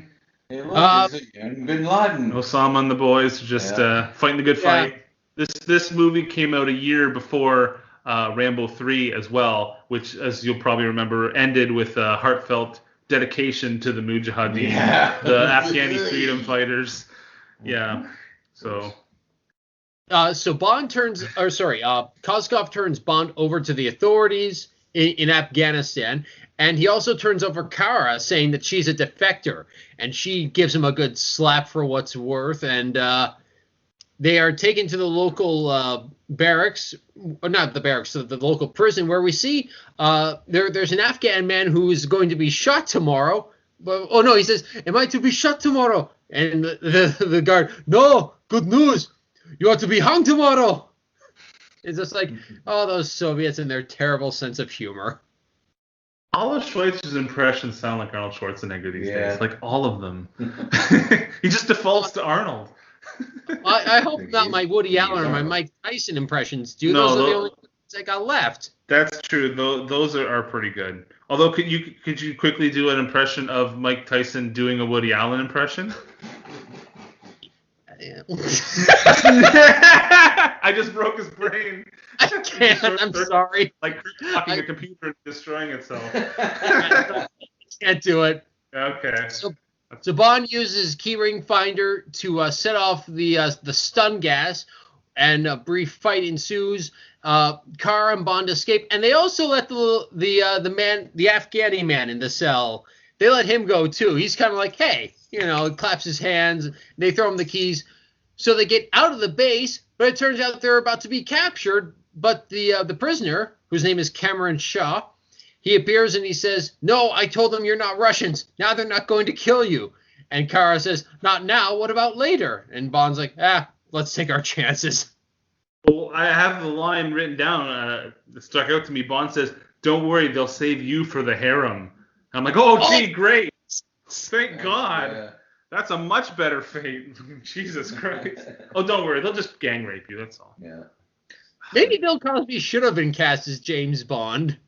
You think we could ever do a Bond episode without mentioning rape? No. I don't think it's ever going to happen. No. For once, he doesn't really rape anyone. No, he's better in the newer ones. Oh, I think he was all right. Was he? There's a scene in Skyfall that a lot of people have a problem with. I don't. But there's a scene where he goes to Severine, who's she's in the shower, and she's basically a sex worker who's assigned to Javier Bardem's character, and he has sex with her in the shower. I've heard people complain about that scene. He's taking advantage of a sex worker, but she wanted to have sex with him. Like, that's her job. Well, like, this is a whole fucking tangent that I won't get into. What is it like? You're dating a waiter and you ask her to go to the kitchen and get you a beer? Isn't that the same thing? Sometimes you just. But just because she's a sex worker doesn't mean she can never consent to have sex with a man ever again. Like she wants to have sex with him, and that's it. He didn't take advantage of her. Sex workers are working against their wills. Well, she was in that movie. Okay, well. But I know what you mean. But no, Daniel Craig. Let's see if we can stay on track. No more R word, and no Cosby impressions for the next 10 minutes. Okay, so we see that they're the Mujahideen, the Afghan resistance, and totally awesome, never going to turn on us. So Bond explains all right, this is this is what's going on. They discover that Kozkov is using the Soviet funds to buy a massive shipment of opium from the Mujahideen, intending to keep the profits with enough left over to supply the Soviets with their arms, and he's going to buy even more arms from Brad Whitaker. Mm-hmm. So, Bond decides, okay, we have to stop this.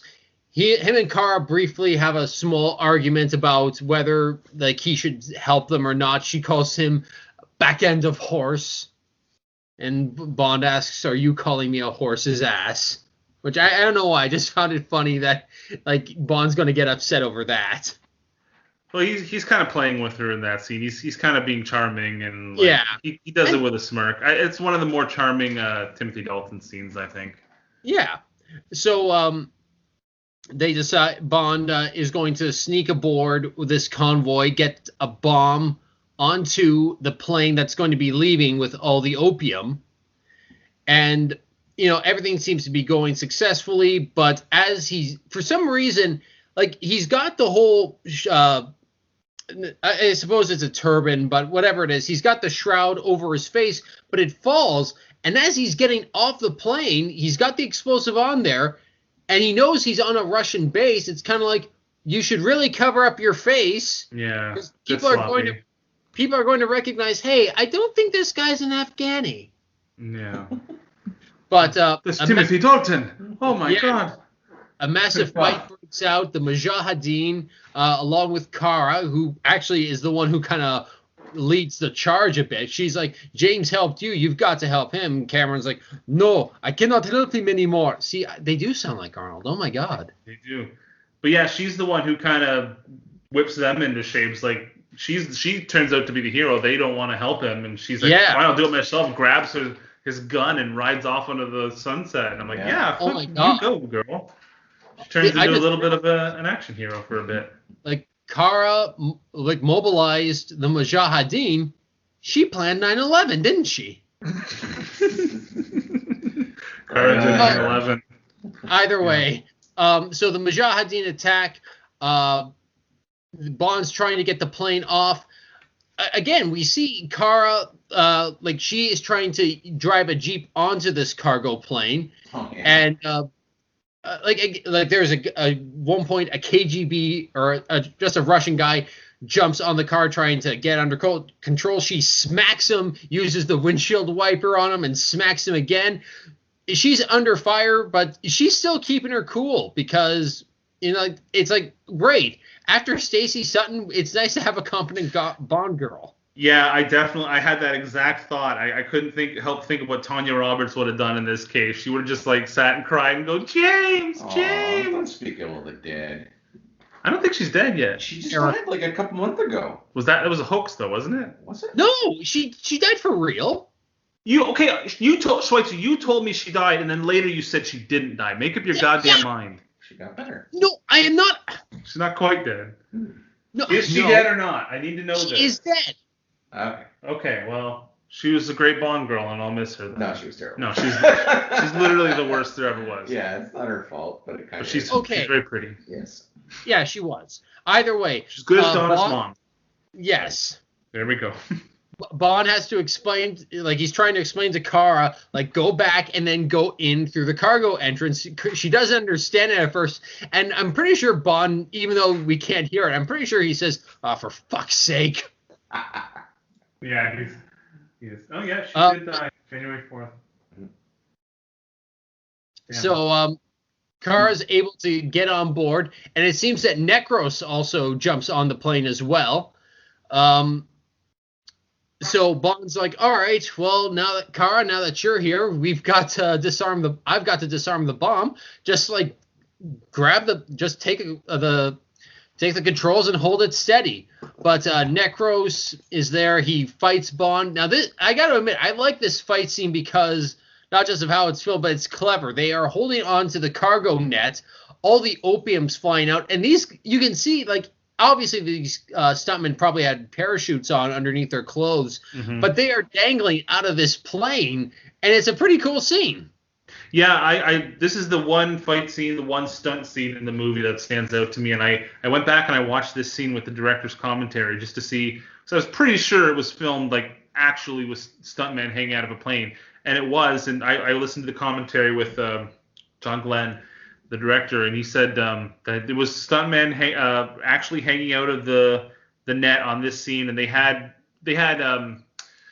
parachutes under their jackets. But when I watched this on Blu-ray in pretty good quality, and I couldn't really tell. They did a good job of hiding it, but he said there was also a trained skydiver in the plane that if one of them fell off, the skydiver was to free fall down to get him just in case there was a parachute accident. So that's how they. That's how they shot it. But yeah, it was stuntmen. They weren't tied to the netting. They weren't harness, they were literally hanging on that net, flying, above. They shot it in the Mojave Desert. So that's pretty goddamn impressive.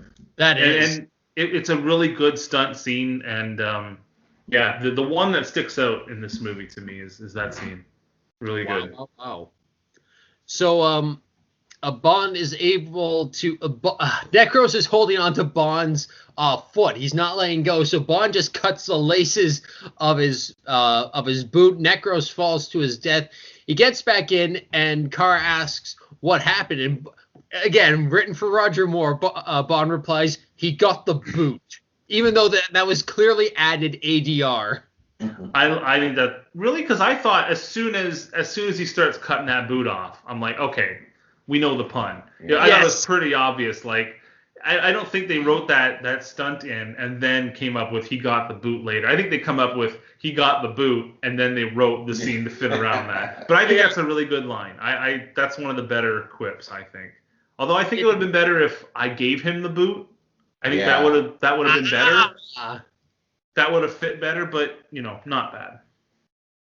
So Bond rearms the bomb because those honorable Mujahideen are under attack by the Russians.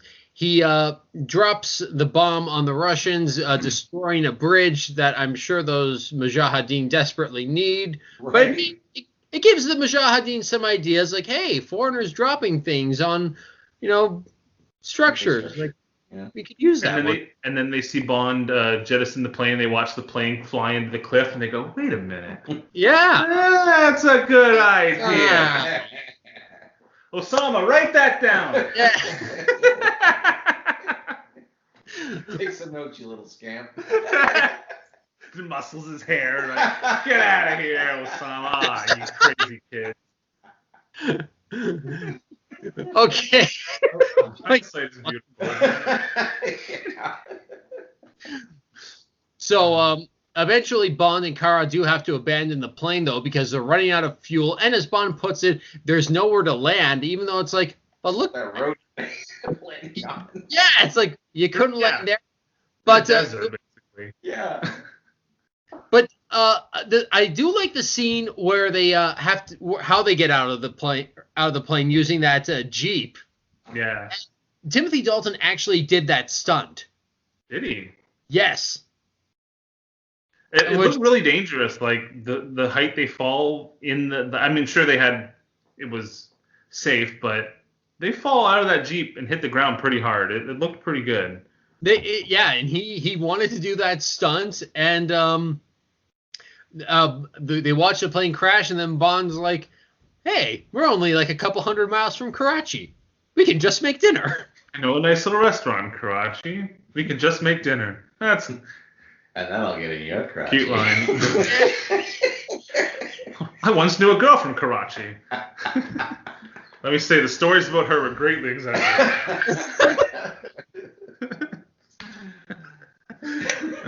It's Karachi.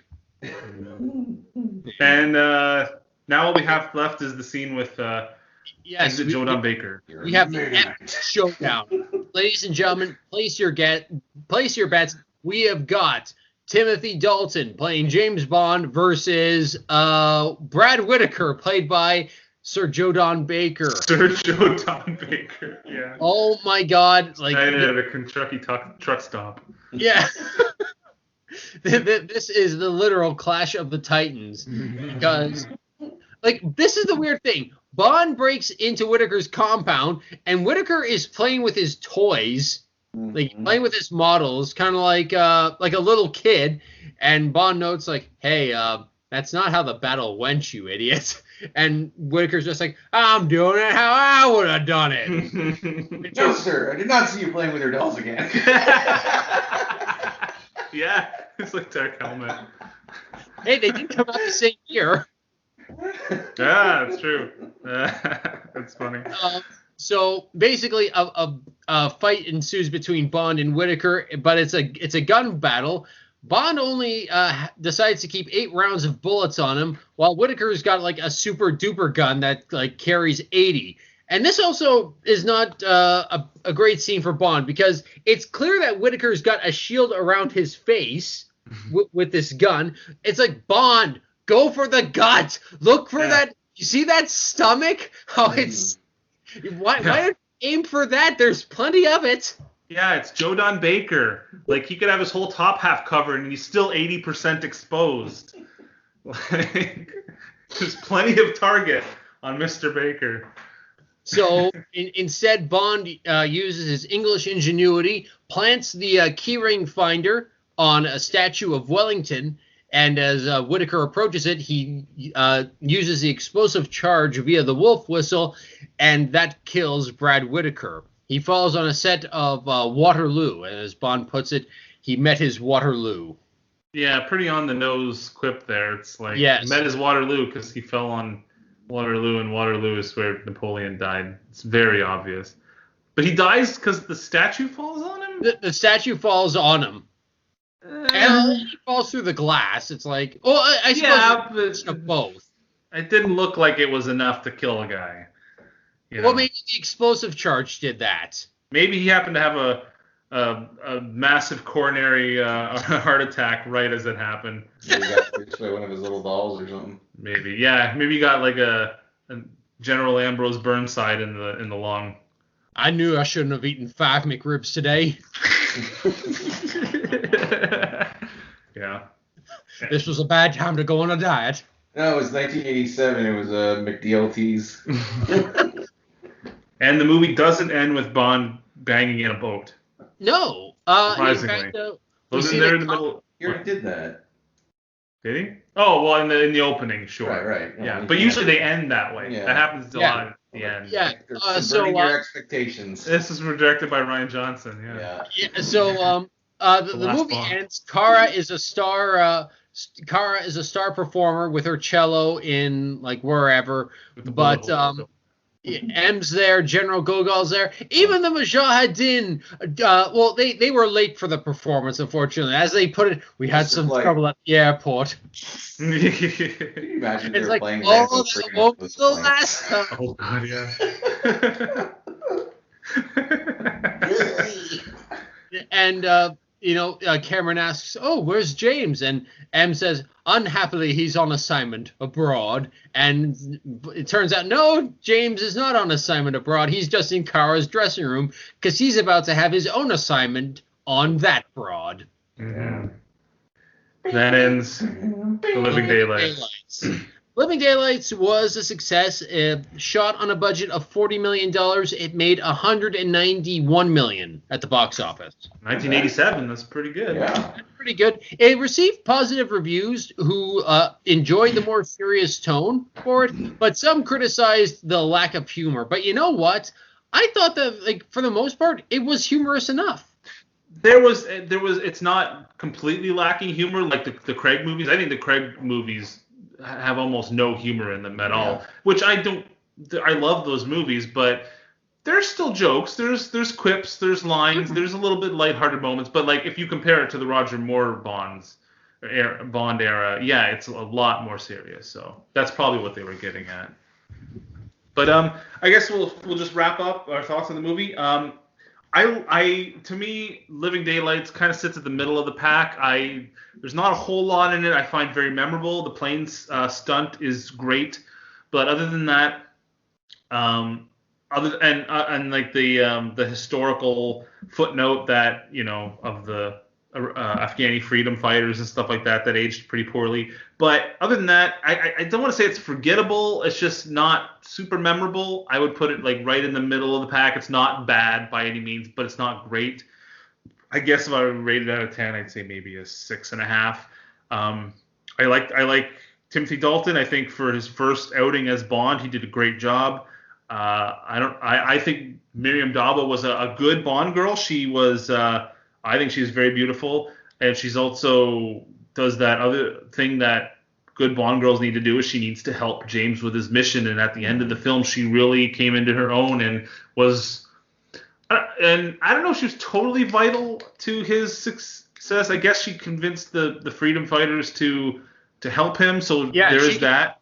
Yeah, there is that. If it wasn't for her leading the charge, like we've got to go help James. Yeah. He would have been stuck on that plane. And like, what would he have done?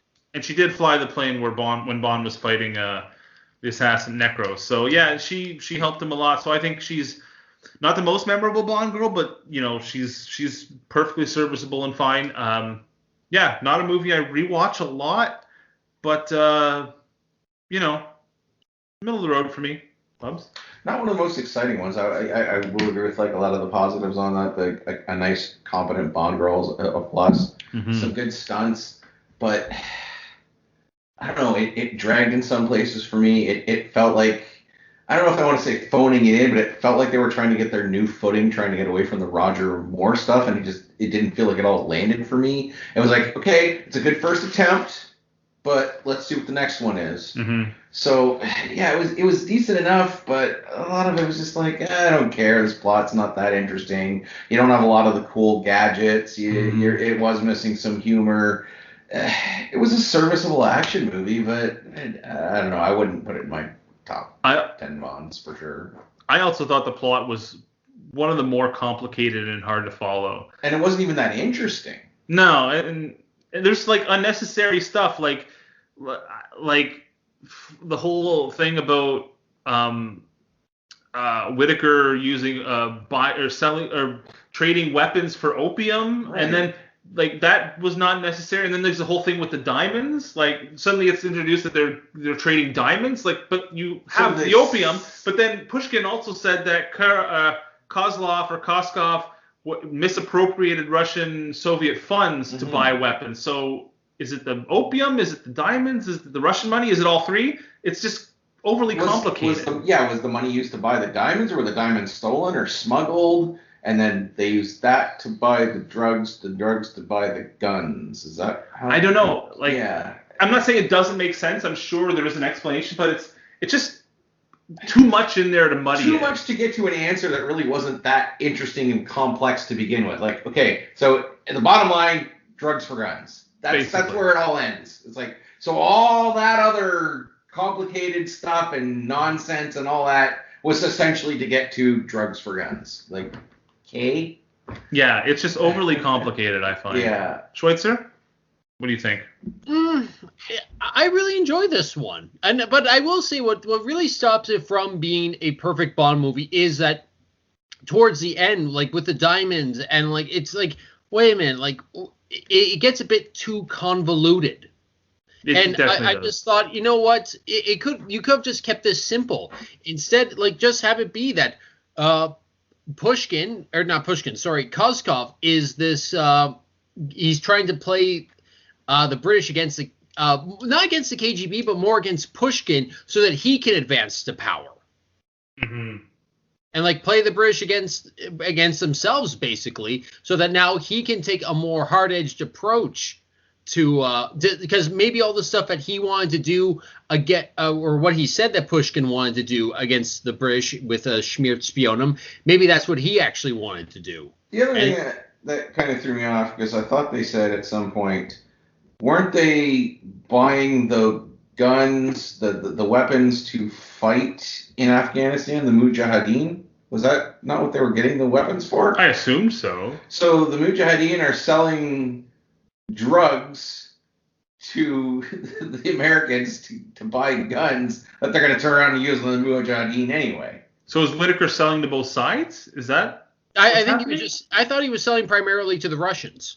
Yeah, but the Russians to wipe out the Afghanistani insurgency, which is the Mujahideen. So, but wasn't he receiving the opium from the Mujahideen? Yeah, that's what I'm saying. Like, they're almost kind of instrumental in their own demise in a way when you can think about it, because if they're getting the drugs and then turning around and using the drug money to buy guns to fight the Mujahideen, then they're kind of selling drugs to their enemy for their own demise. Like, that's kind of weird too. I'm gonna have to go back over this and just we'll come back to this in a later episode. Obviously, need a flow chart.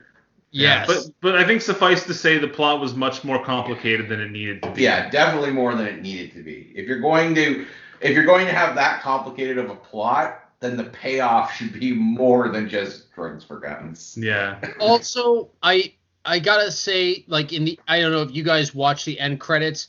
That special thank you credits to the Bin Laden family did not age well at all. No, I think they should take that out for the Blu-ray. You know, I'm not about revisionist history and censorship, but maybe just cut that title card out. And then when they faded in on Bin Laden's face with the heart that was superimposed above it, like that's just too much. That's just too much. Okay. All right, that's the Living Daylights. I hope you enjoyed our episode. Now, normally we don't do trivia on the Bond episodes, but I kind of had a little thought today that if we had some time, you guys might want to do a little bit of trivia on the movies we watched so far. Sure. I've got separate quizzes, one for each of you. I'm not even going to keep score because it's 2 separate quizzes. Right. So, Bubs, I made one for you.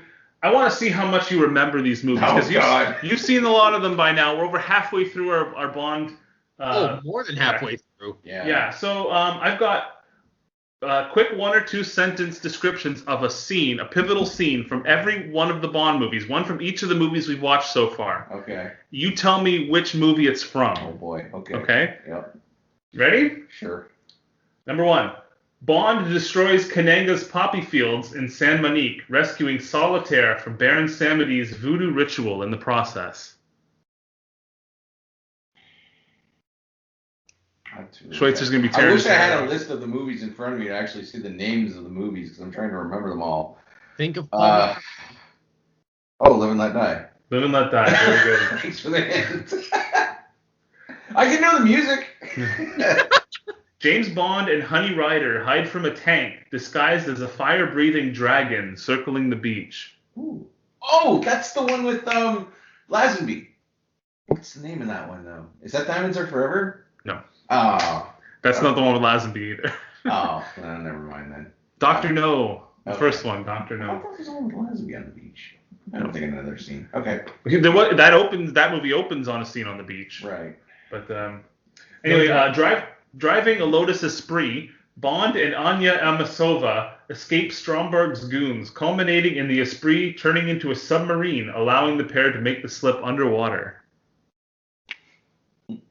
Moonraker? No, that is The Spy Who Loved Me. Oh, I was going to say that too. Rosa Klebb, disguised as a maid, enters Bond's hotel room and attempts to kill him with a poisoned knife in her shoe, only to be shot by Romanova. Goldfinger? No, From Russia with Love. Told you I'm not going to get these. After meeting plenty of... You have to remember, we started doing this 2-3 years ago? Maybe longer than that. Yeah. After meeting Plenty O'Toole while playing craps, Bond takes her to his hotel room where they are ambushed by thugs, and Miss O'Toole is thrown out of the window into the swimming pool 8 stories below. Now you said this movie's title earlier.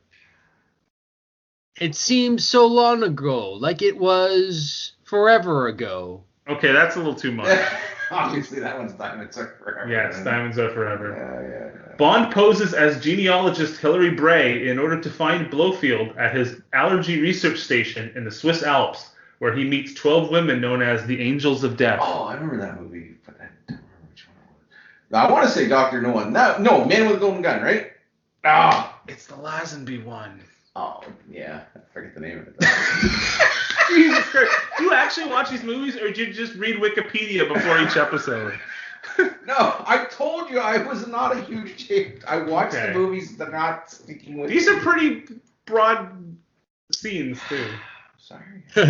Broad. Most of these movies I've only ever seen watching them for this show. All right. Well, it's funny laughing at your lack of knowledge. On Her Majesty's Secret Service. Okay. Bond equips himself with a false third nipple in order to pose as Scaramanga and infiltrate High Fat's compound. High Fat. Yeah. Yeah. Okay. Which Bond movie had a character with 3 nipples? View to a Kill. No. Maybe Christopher Walken has 3 nipples. I don't know. It was not a plot point. Yep, yeah, it's the man with the golden gun. Oh, for fuck's sake. See, this is why I wish I had the list in front of me that I could, look at it and go, okay, that looks familiar. I'm trying to remember half the damn titles. Bond observes the villain playing gin rummy from the balcony of his hotel room. He hijacks the earpiece he's wearing and blackmails him into losing the game. Alright, which ones haven't we named yet? Moonraker. Goldfinger. I thought you were up in Moon River. Which one had Henry Mancini? Okay. Andy Williams.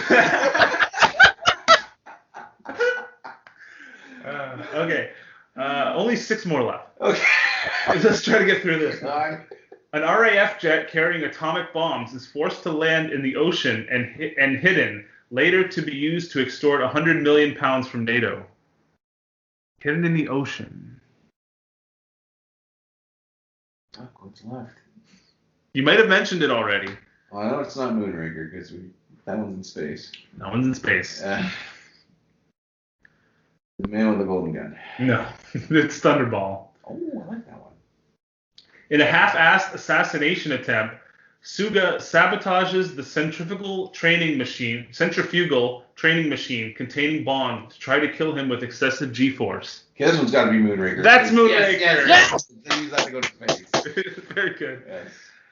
Finalizing his plan to flood Silicon Valley, Zorin destroys his mine with explosives, with Bond and Mayday trapped inside. Oh, that one's not that. We watched that one not that long ago. Mm-hmm. Was that A View to a Kill? That was a view to a Hey. kill. Very good. After Bond storms Christados' mountaintop compound and steals back the ATAC system, he meets General Gogol, who comes to take it from him.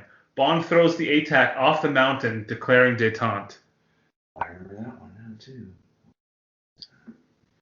You know what I'm going to do? I'm try to picture the soundtracks in my head. There you go. That's a good idea. No, that's not Sheena one. Easton. Oh, man. Do that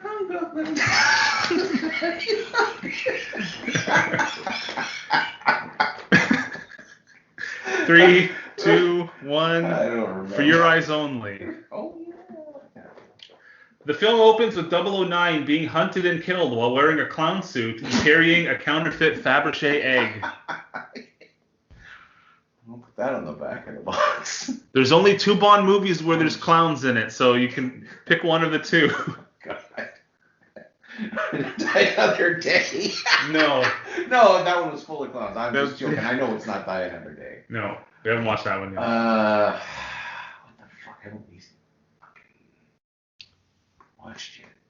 We've done. Don't be a pussy, Bubs. You can figure it out. Oh, come on. Yeah, it's Octopussy. Octopussy. And no clues for this one. Bond. Oh, well, he won't get this.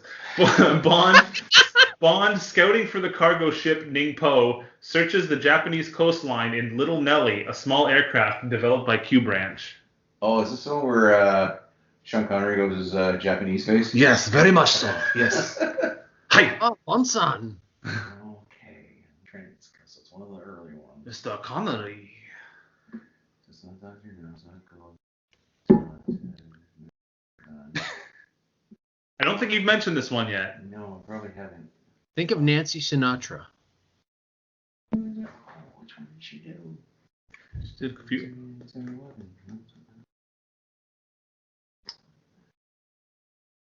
Come on, you can do it. Oh, god damn it.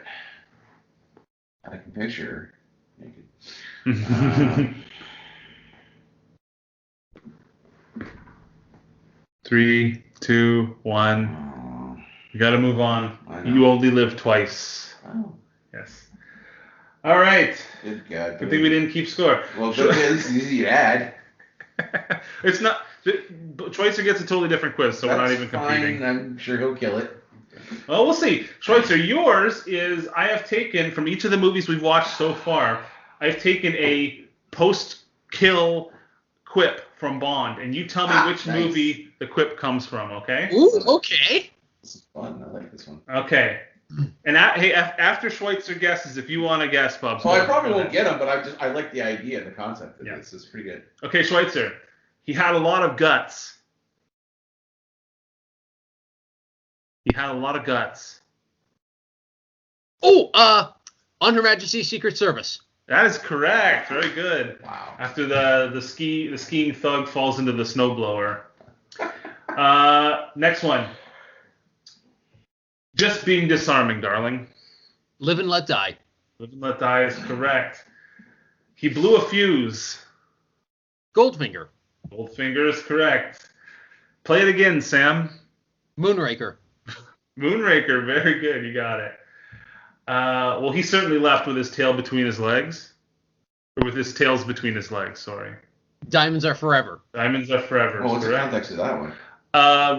Bond is throwing Mr. Kidd over the ship, and he grabs his like tuxedo jacket with the tails, tucks it between his legs, and flips him over. Oh, nice. And of course, since I can't remember if it's Mr. Wint or Mr. Kidd, but since they're gay, he totally loves it. You remember that? Mm-hmm. Yeah. Yeah. Very, very nice. She's had her kicks. From Russia with Love. Russia with Love. Of course, that's Rosa Klebb with her knife boot. He Had No Head for Heights.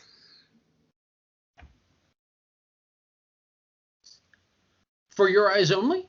That is correct. Very good. I didn't think you were going to get that one. There's a henchman trapped in a car teeting off the edge of the cliff, and Bond shoves it over. Yeah, that's a very heel okay. move.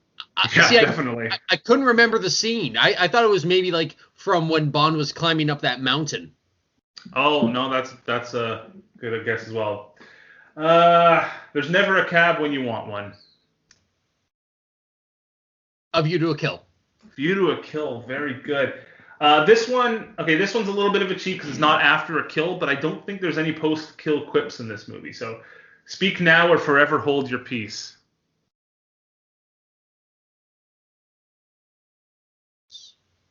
Like I said, it's not. It's The Man with the Golden Gun. Man with the Golden Gun. Very good. Just a Drop in the Ocean. Ooh. Just a Drop in the Ocean. Are these from the movies that we've covered? Yes. Only the ones we've covered on the podcast.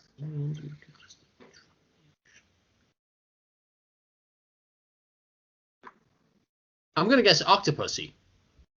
That is incorrect. I'm sorry. It's from You Only Live Twice. It's after Tiger's helicopter drops the car that's chasing Bond into the ocean. Oh. First one wrong. I think they were on their way to a funeral. Dr. No. That is from Dr. No. Very good. All Those Feathers and He Still Can't Fly. All those feathers and he still can't fly. All those. What? Tough one. I do not know. That is from The Spy Who Loved Me. It was during a car chase. One of the goons crashed into a chicken cart or something, got covered in feathers, and then couldn't see and then drove off the cliff. Yeah. I was thinking that one too. Higher goons. 2 more left. That's for 009. Octopussy. Octopussy is correct. And the last one. Do you mind if my friend sits this one out? She's just dead. Thunderball. Thunderball. Very good. Only 2 wrong, and that was really impressive because I purposely tried to make that one pretty hard. So that's very impressive. I did have to scratch my brain a few times. Very good. Well, that's it for this episode of James Bond. Next is License to Kill, the second and final Timothy Dalton Bond. This will actually be one of the movies that I've seen more than once. Really? Yeah. I think I've only seen it maybe 2 or 3 times. It's one of the ones I've seen the least, so I'm interested in going back. Don't know what we're going to be talking about next. We'll find something, though, because I'd like to do another episode in the not-too-distant future. I'm find a halfway decent new release movie that actually doesn't suck. Yeah, That I care I've about. been watching a pretty cool documentary on Netflix. It's called Sons of Sam, and it investigates this journalist's theory that David Berkowitz was not alone in committing the Son of Sam murders back in 1977. Is it a movie or a series? It's a 4-part series on Netflix. Okay. Could be interesting. Yes. Anyway, so that's it for this episode. Thanks for listening, and we'll be back with the next one hopefully soon.